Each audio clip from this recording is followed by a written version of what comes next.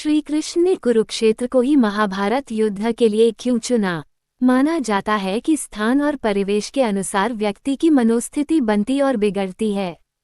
हम सभी जानते हैं कि महाभारत में धर्म और अधर्म की लड़ाई कुरुक्षेत्र में लड़ी गई।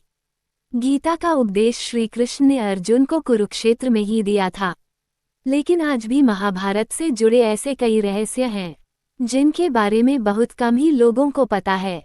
कुरुक्षेत्र में युद्ध लड़े जाने का फैसला भगवान श्री कृष्ण का था।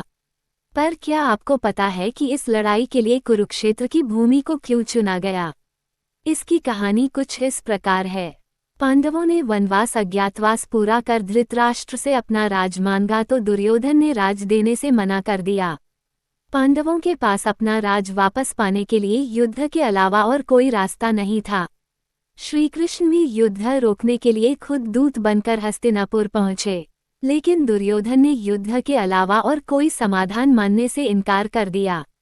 अब युद्ध निश्चित होने के बाद भीष्म ने श्री कृष्ण जी को ही युद्ध के लिए उपयुक्त जमीन खोजने को कहा। चूंकि खुद श्री कृष्ण जानते थे कि यह युद्ध मानव इतिहास का सबसे भयंकर और ऐसा युद्ध होगा जिसमें सगे संबंधी आमने सामने होंगे। श्री कृष्ण जी बड़ी हुई असुरता से ग्रसित व्यक्तियों को उस युद्ध के द्वारा नष्ट कराना चाहते थे। पर भय ये था कि यह भाई भाइयों का, गुरु शिष्य का, संबंधी कुटुंबियों का युद्ध है।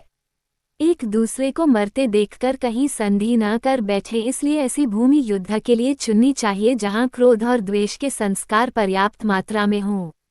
उन्होंने अनेकों दूत अनेकों दिशाओं में भेजे। सभी दिशाओं में छोड़े गए गुप्तचरों को ऐसी ही क्रूर और निर्मम धरती की तलाश का जिम्मा सौंपा गया। कुछ समय बाद गुप्तचरों ने बताया कि उन्होंने एक जगह देखी कि जहां दो भाई साथ मिलकर खेती कर रहे थे। तभी बारिश होने लगी। बड़े भाई ने छोटे से खेत में मेड़ बनाने को कहा। ये सुनकर छोटे भाई ने उसे कहा कि आप काम स्वयं कर लें, मैं आपका दास नहीं हूँ। ये सुनकर बड़े भाई को गुस्सा आया और उसने खड्गा से छोटे भाई की हत्या कर उसके शव से ही खेत में मेड़ बना दी।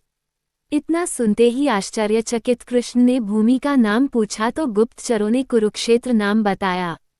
कृष्ण जी समझ चुके थे कि यही वह भूमि है जहां भगवान परशुराम ने 21 बार क्षत्रियों को मारकर खून से 5 सरोवर बना दिए थे।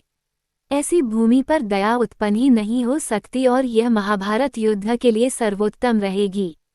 महाभारत की यह कथा हमें समझाती है कि शुभ और अशुभ विचारों एवं कर्मों के संस्कार भूमि में देर तक समाये रहते हैं। इसलिए ऐसी भूमि में ही निवास करना चाहिए जहां शुभ विचारों और शुभ कार्यों का समावेश हो।